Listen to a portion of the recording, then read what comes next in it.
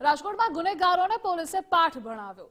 હજભાઈના આદેશ બાદ રાજકોટ પોલીસનું એક્શન। મારામારીના આરોપીનું પોલીસે સરઘસ કાઢ્યું।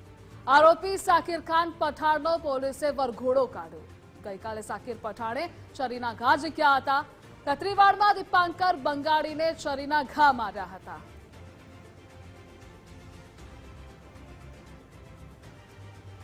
દ્રશ્યો ટીવી સ્ક્રીન પર આપ જોઈ રહ્યા છો। આખરે પોલીસ દ્વારા આરોપીની શાન ઠેકાણે લાવવામાં આવી। સરઘસ કાઢવામાં આવ્યો હતો, વરઘોડો કાઢવામાં આવ્યો હતો। ગઈકાલે સાકિર પઠાણે છરીના ઘા ઝીક્યા હતા। ખત્રીવાડમાં દીપાંકર બંગાળીને છરીના ઘા માર્યા હતા, પરંતુ આજે પોલીસ દ્વારા તેની શાન ઠેકાણે લાવવામાં આવી છે। રાજકોટ પોલીસે એક્શન મોડમાં આવી આ કાર્યવાહી કરી છે।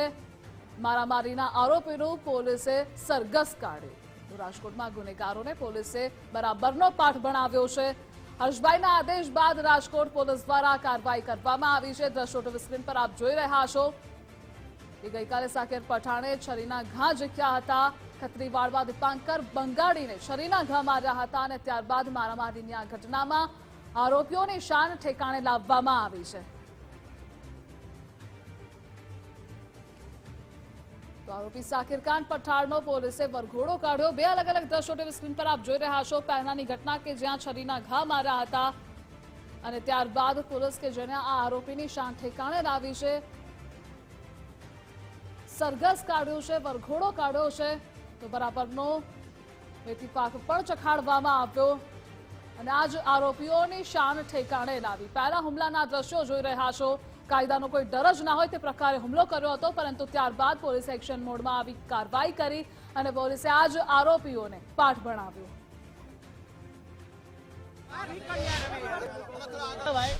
શહેરમાં જે રીતના કહી શકાય કે લાંબા સમય પછી આરોપીઓનો વરઘોડો નીકળી રહ્યો છે। એક સમય એવો હતો કે જ્યારે અનુપમસિંહ ગેહલોત હતા ત્યારે કોઈ પણ વ્યક્તિ છે જે ગુનાહિત લોકો હોય તેને ઘટના સ્થળે લઈ અને પંચનામું કરતા, પરંતુ આજે જે રીતના વાત કરીએ તો આરોપીએ જે છરી કરી બતાવી હતી તેને લઈને સર અત્યારે જે પંચનામું કયા પ્રકારનું કરવામાં? રિકન્સ્ટ્રક્શન પંચનામું છે। બનાવ કઈ જગ્યાએ બન્યો હતો, કેવી રીતે બન્યો હતો એની બસ અમારે છે રિકન્સ્ટ્રક્શન પંચનામા વિગત લખવાનું છે।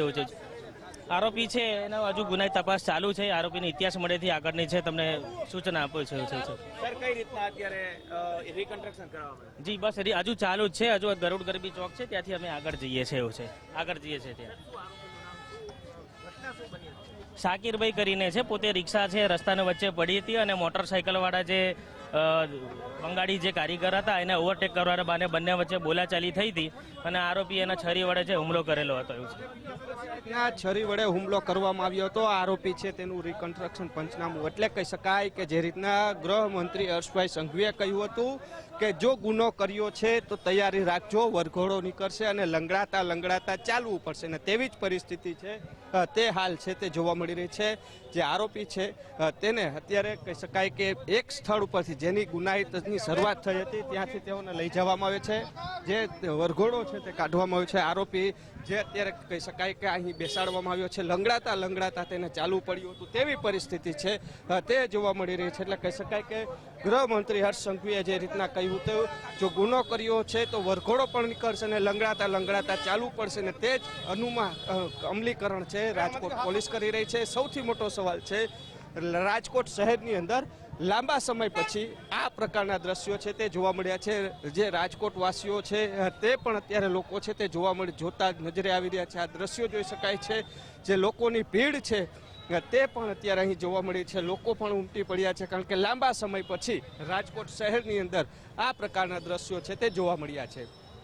કેમેરા પર્સન દેવજી રંગાડિયા સાથે રહીમ લાખાણી, ગુજરાત ફર્સ્ટ, રાજકોટ।